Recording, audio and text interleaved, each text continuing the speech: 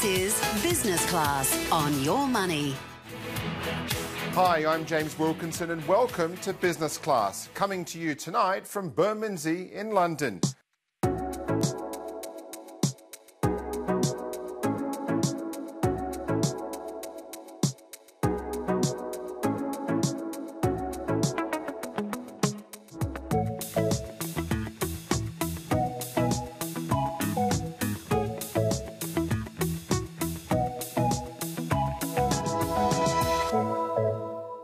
Before we check into some of our favourite places around here, here's this week's travel news. In travel news this week, British Airways is empowering its employees at London Heathrow to assist customers with any travel issue. The airline says the investment is part of the airline's plan to have the most skilled, responsive and flexible customer service team of any major hub airport in the world. British Airways' hosts have traditionally helped customers with just one aspect of their journey. However, as part of a new approach, a huge training operation is now underway to enable every host to help customers across a range of different areas, from ticketing to rebooking, changing reservations, finding delayed luggage, or providing up-to-date flight information. Hosts will use iPads loaded with a number of specialist apps and will walk the terminal floor, reaching out to customers rather than waiting for them to visit check-in desks. Still on airline news, and Qantas has commenced a trial of innovative facial recognition technology at Brisbane Airport. The technology allows customers to upload their passport to their mobile phone for the first time. This allows customers to check in before they arrive at the airport and eliminates the need to provide their passport and boarding pass at the lounge or boarding gate, helping speed up their airport experience. The trial, which began earlier this week, will run until early December, with passenger feedback used to help Qantas prioritise future biometric trials and investments. The trial is limited to passengers who volunteer to take part and who are travelling on flights from Brisbane to Singapore, Tokyo and Hong Kong. Across the Tasman, Air New Zealand has released its latest in-flight safety video and, as expected, the clip has already been a massive hit online, with over 6 million views already this week. The video is the largest scale safety video in Air New Zealand safety video history, with a cast of around 600, including well-known Kiwi actor Julian Dennison, local musicians Kings, Thea and Randa, as well as talent from 30 community groups across the country. The video's backing soundtrack, It's Kiwi, was performed by Kings and Randa and is a remake of the popular Run DMC song It's Tricky, with bespoke New Zealand-themed lyrics.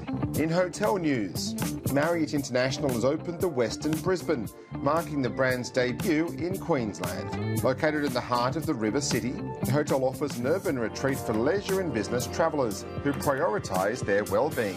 The Westin Brisbane features 260 guest rooms and 39 suites, which feature floor-to-ceiling windows, bathing the rooms in natural light. Guests can enjoy a range of signature in-room Westin comforts, from the world-renowned Heavenly Bed to the complimentary Sleepwell Lavender Balm. The Westin Brisbane offers an array of experiences for guests and day visitors to rejuvenate, revitalise and improve their health and well-being. Australia's first Heavenly Spa by Westin offers 5 treatment rooms, including 2 couples rooms, a steam room and relaxation pods. The hotel is also home to a gym and several food and beverage outlets, including a jazz bar named after Australian aviation royalty and Brisbane-born pilots Sir Charles Kingsford Smith and Charles Ulm. Back in Sydney, the Langham Hotel's just opened up a bar that celebrates the hotel's classic history. Here's what it's all about. Yeah, so we just opened a brand new bar here at the hotel. It's an inventive cocktail bar located in the middle of Millers Point, and we were really trying to become a neighborhood bar because, you know, back in the days when we were the Observatory Hotel, before we became the Langham, there was this bar that the neighbors loved, and you know, there was a little bit of disappointment when it was gone. So we're like, you know, why not try to pay homage to the heritage of the building and the area, and we open a beautiful bar that neighbors can come to and feel comfortable. Also, Langham has been very well known for their destination bars. That started years ago with the Artesian Bar in the Langham, London, which was voted best bar in the world, I think, 5 years in a row. And then due to that success, we started opening new bars, destination bars in Chicago, New York, Shenzhen, Hong Kong, and now very excited to have Sydney. And tell us about the drinks concept here in the hotel. Yeah, so our mixologist David Green uses both molecular and culinary techniques to come up with his cocktails. He tries to bring the best of the world close to home, but he's got a few very local signature drinks like the Green Ant Martini. Highly recommend it if you come and try it. It's a green ant infused gin, so green ants come from northern Australia, and they have this very citrusy flavor, which made the perfect gin martini. Coming up after the break, we'll take you inside one of the best restaurants here in London. We'll be back with more Business Class on Your Money, and be sure to check out yourmoney.com.au. And now, more Business Class on Your Money. Now let's go inside one of the best restaurants here in London. We're here at Londrino, which is well known for its design and its amazing Portuguese food. I'm here with Marco, the general manager. And Marco, such great food you have on offer here. It is indeed, yes. It's a great restaurant, and we actually almost reached our birthday this year. We opened back in December last year, and yeah, we're pretty much on the edge of the latest news, and you know. Yeah. One of the most talked about restaurants in London. I mean, that's not an easy feat. Yes, true, you're right. But I guess it's due to the food concept that is pretty new, it's very modern, and it's something that I guess it's really different from other restaurants. Yeah, what we offer is definitely something, a different experience. And I would say when people come at the Londrino, they come for an experience, and they will definitely go through a food journey once they sit at the table. So what are the kind of things on the menu that you really like a lot? Well, one of my favorites would be definitely the clams bulau pato and with bolo caco. It's a very traditional Portuguese dish, I would say. We use clams from Cornwall, and so that's British farmed. Yeah. And then bulau pato would be basically the sauce that those, the clams are sauteed in, and which is based on olive oil, garlic, parsley, fresh parsley. But then we just accompany those with the bolo de caco, which is again traditional Portuguese bread made out of sweet potato. And you've got such a breadth of stuff on here. Your seafood, like you said, the clams is just so good. It is, yes. The menu has an influence on seafood, although there are also a very good selection of meat dishes, such as the lamb and the duck. And now going to the winter season, we got just a few lovely dishes of game coming up on the menu, which are, quite creatively combined with mushrooms, with the berries. There is a lot of a lot of play with fruits and with misos, which are all of them made in house. And like you said, it's coming up to the Christmas season. Do you change the menu much for winter? Definitely, yes. We change the menu daily, I would say. It changes, between lunch and dinner as well. So there's a constant update and introduction of new dishes, which we believe, the chef believes, is what is fresh on the day, we're trying to also provide the freshest ingredients with most creative mind. Do you find when you look at the style of food you do, does it get heavier in winter, or does it stay as fresh as it does during summer? I would say it's definitely been more about richer and richer flavors, more complex, rather than the summer menu, which have been perhaps more on a lighter on lighter notes. Now, very importantly, you have an incredible wine list here, which has a lot of beautiful Portuguese wine. Portuguese wine's almost understated because people know Portugal for port, but the table wines are beautiful. Exactly, yes, you're right. I think they've always been sort of understated, and I think people are now getting more and more familiar with the wines, and that's what we pride ourselves for. We got a good selection of Portuguese wines alongside some Spanish, and I would say it's more about Iberian region. That's what our wine list is based on. But also the key of our wine list will be organic wines and biodynamics. So we do work with small producers that they really care about the way the wine is produced, and they really care about the final product. So it's definitely something that you won't find in other restaurants, or you won't find on a trade market. Yeah. And people come here to take a lot of Instagram photos of the design here, including some very beautiful chandeliers as well. It is, yes. Well, that's actually a Second World War airplane engine, and that's what we made the chandelier out of. So the deck obviously pretty modern, sort of modern industrial look, and but at the same time it's quite warm, and although it's very clean and neat, but it's quite warm at the same time. And we're in Bermondsey, which is a very quieter part of London. You don't see thousands of people walking up and down the street out the front like you do in Oxford or other areas. So it's quite a nice, relaxing part of London. It is, yes. It's obviously much quieter than the West End, I would say.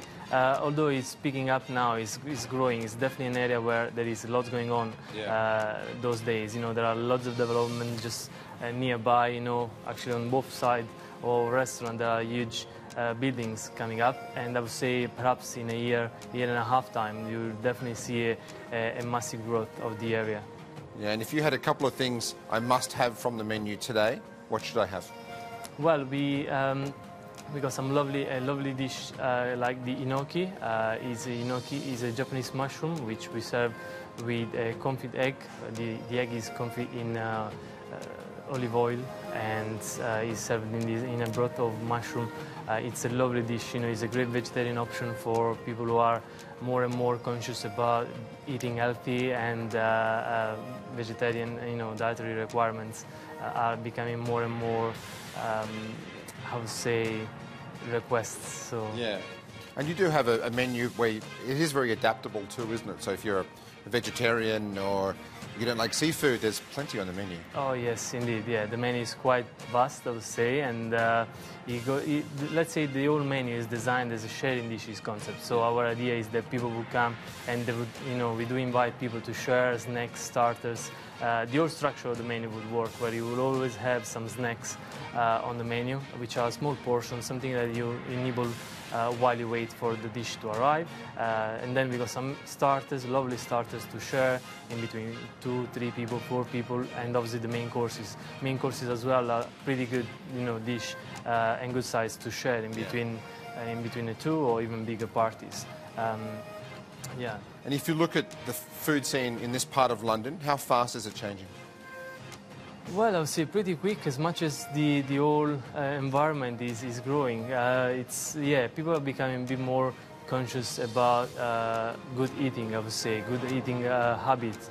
And, we see more and more restaurants coming up, and different style as well. So we're moving a bit away from the pubs that people used to go to before, and although they are always very popular and crowded with but we definitely see a growth on on sort of casual dining, fine dining, these sort of markets. Wonderful. Well, thank you so much for having us today. Thank you so much. Thanks for coming. Thank you. Cheers so much. Coming up after the break on Business Class from London, we check into one of the tallest hotels in Europe. We'll be back with more Business Class on Your Money. And now, more Business Class on Your Money. Shangri-La Hotel at the Shard in London offers some of the most amazing views anywhere in Europe. Let's check in now.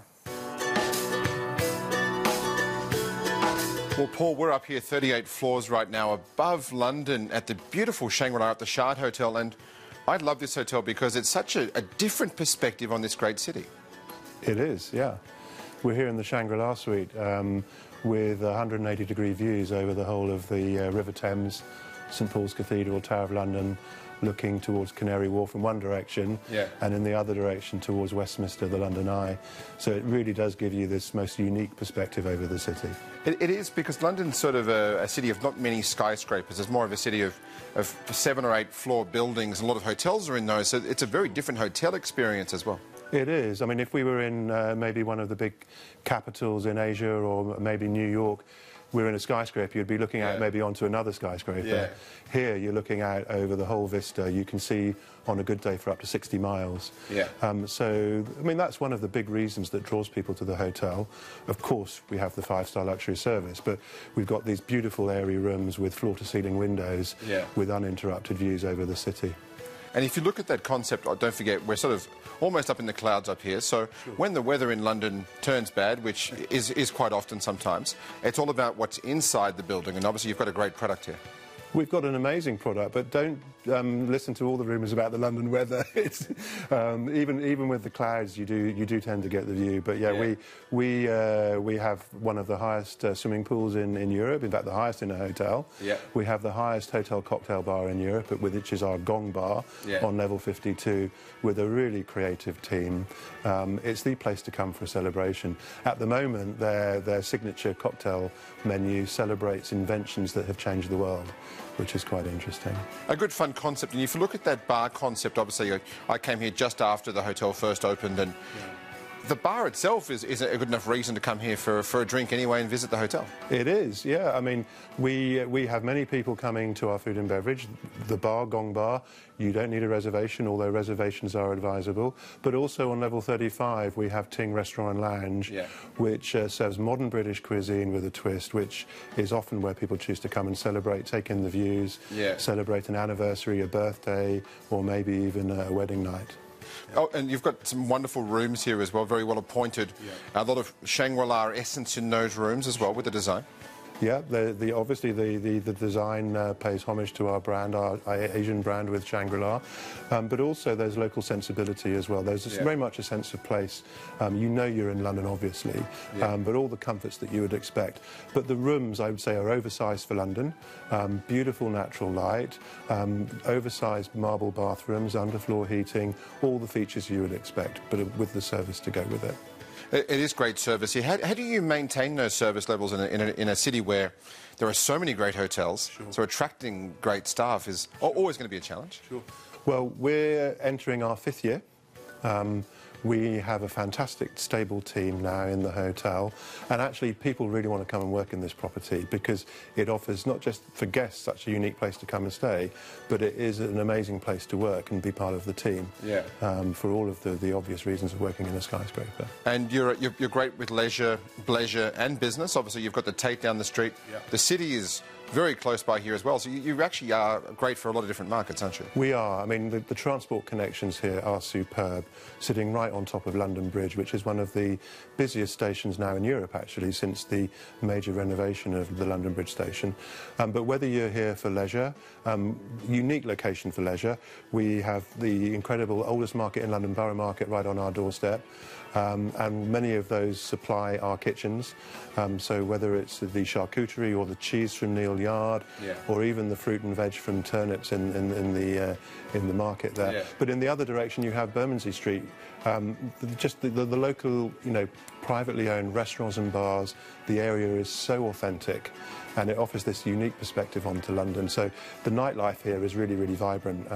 So, as I say, people coming to celebrate, or, C-suite people coming to visit their businesses in London, equally sort of 20 minutes to Canary Wharf, 15 minutes to Green Park, and then obviously the City of London just across the bridge. And right behind us, it's a very residential area in this part of London, and not many hotels. Not many hotels, and we obviously are the first 5-star hotel south of the river. Hotels, there are more opening actually in this area. There's a number of new properties coming to London and this area, but I would recommend a visit to this part of town because many people choose to come to London more than once a year, and rather than maybe stay in the regular haunts, why not give this location a try? I think people will be pleasantly surprised. Yeah, it is a fun experience down here, and on weekends it's a totally different experience than it is during the week. Yeah, the weekends, this is the place to come. This is the, you know, whether it's for lunch or to visit the Tate Modern or the HMS Belfast, or even if you're just the other side of the river visiting the Tower of London or Tower Bridge, you know, it's only a short walk over to this part of town to really experience this foodie destination that we have right on our doorstep. Yeah, and it's funny, you can see your building from the planes when you actually descend into London, so it's quite a monument here in its own right. It is. You know, you turn the television on now, it seems to always be the backdrop to the latest movie, you know, the latest drama or even the news now. I think Big Ben is currently under scaffolding, so I think they're choosing the Shard instead. Wonderful. Well, thank you so much for having us here today. It's a pleasure. Thank you so much. Yeah. Cheers. Cheers. Shangri-La at the Shard in London's also home to one of the highest restaurants anywhere in Europe. Let's go inside now with chef Jeremy Brown.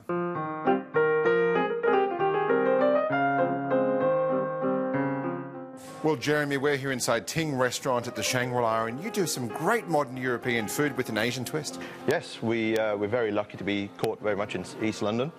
We have caught between Bermondsey Bees in Borough Market and, you know, all the produce that we have around there. Yeah. We have to use the Asian aspect because, you know, with Shangri-La being an Asian group, it's a sort of nod from our side into that as well. And like you said, you've got Borough Market downstairs. Yes. So you can actually source a lot of produce from there as well. We have a huge amount of produce that we source from there. We have turnips, who are a wonderful fruit and veg supplier. We have Cannon, who is a wonderful artisanal charcuterie supplier. Plus we have Bread Ahead, who make all the bread for us as well. Plus, you know, they source all their grain as well from Brixton, which is a fantastic achievement from Brixton Mill. Yeah, and obviously people come here, you've got amazing views. Yes. Obviously, but you've got to make sure that the food's fantastic. I think that's something that we've worked really hard to achieve.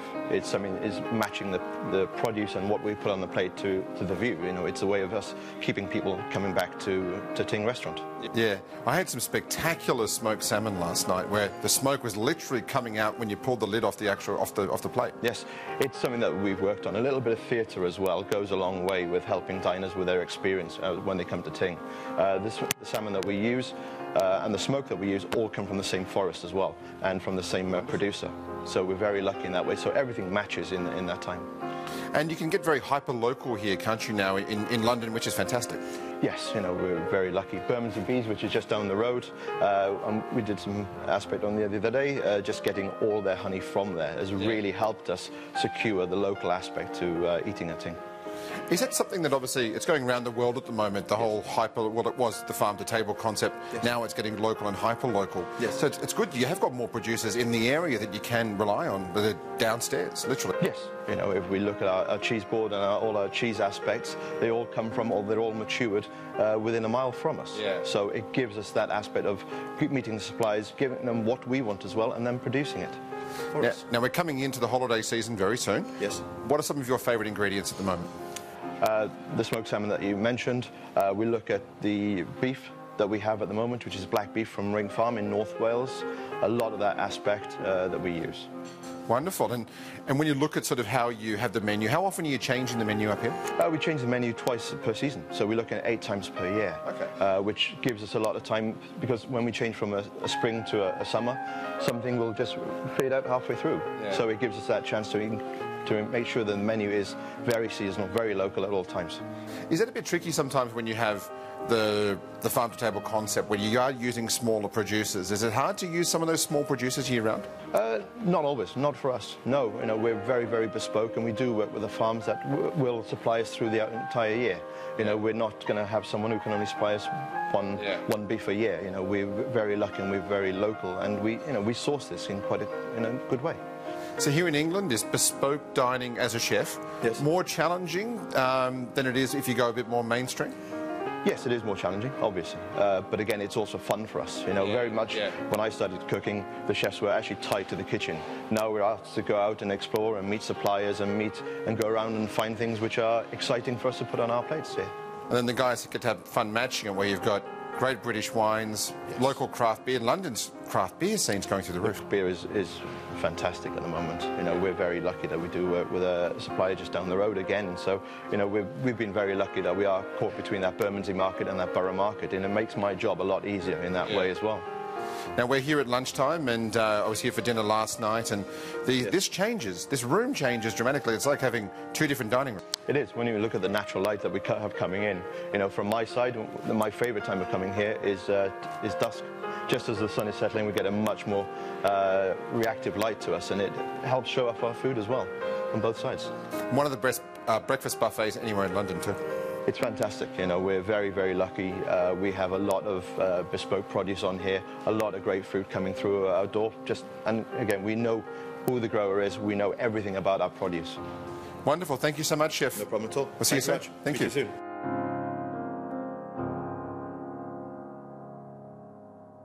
Well, that's it from us in Bermondsey in London. Thanks for watching, and we'll see you next week on Business Class from New York.